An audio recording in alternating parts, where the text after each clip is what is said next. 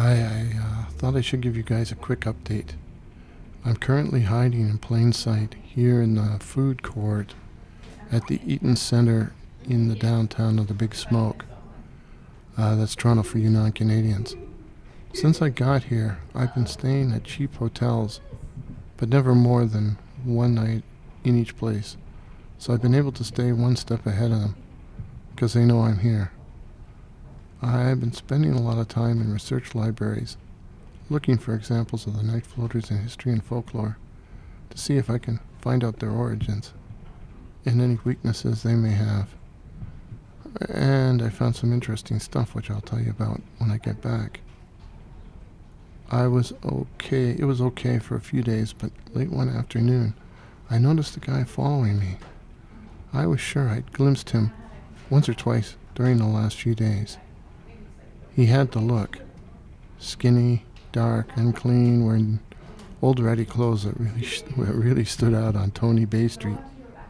I went into the Manulife Center, which is a big underground mall there, and went in and out of stores, up and down escalators, and finally hid in the back of an Italian restaurant, killing time with a birra Moretti. But when I went out, it wasn't long before he picked me up again. I went to the cinema, and bought a ticket for Once Upon a Time in Hollywood, took my seat in the dark, waited about 20 minutes and slunk out to see if I could shake him. It was a waste of $15.50. The creep was still on my tail, so I headed for the subway and caught a train heading west. Walking through several cars on my way to the front end of the train. Of course, he followed me, staying one car back. As we approached the next station, I stood up like I was getting off. He stood up. When the doors opened, I stepped out. He stepped out. I stepped back onto the train. He stepped back. Stand off. I went and sat back down, and he did the same. Getting back up and standing by the door when I got up and stood by the doors. Stand off. My break came at Christie Station. I had stepped off the train and my shadow stepped off as well. But at that moment, a crowd of excited kids, surged through the open door of the subway car.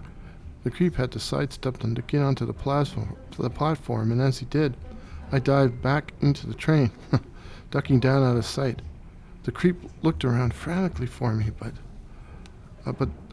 as the doors closed and the train began moving.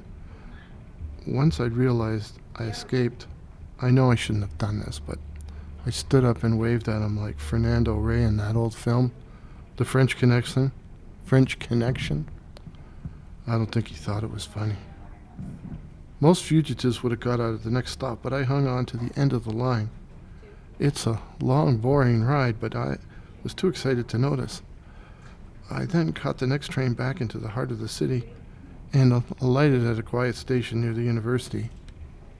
I had lost him. Wait, hold on a second. Hold on.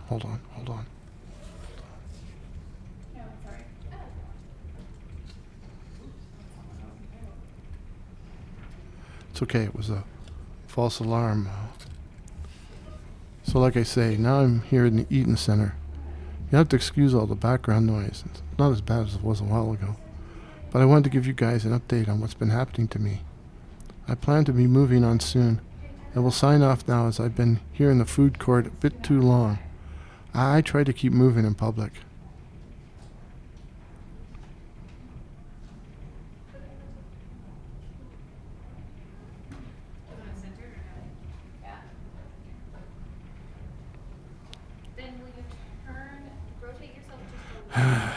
The creep is here. I see him coming down the escalator, and he has two other critters with him.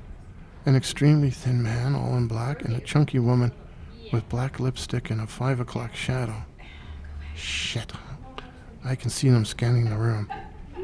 I gotta go. I'll be in touch. Shit. They see me. Pray for me.